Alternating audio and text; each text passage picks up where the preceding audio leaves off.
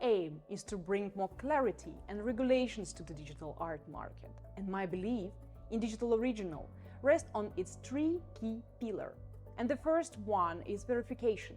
Each artwork, gallery and artist profile undergoes a complete review by our verification team to ensure that all parties have the appropriate right to represent and sell digital original.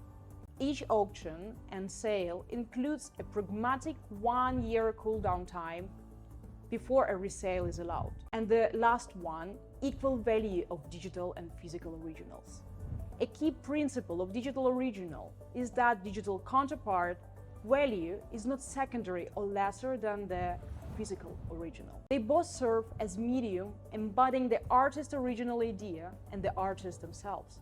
Therefore, at the moment of creation, digital original and the physical original hold equal value. Because a digital original, we don't question what is more real, physical or digital. We establish equal rules for both of the worlds.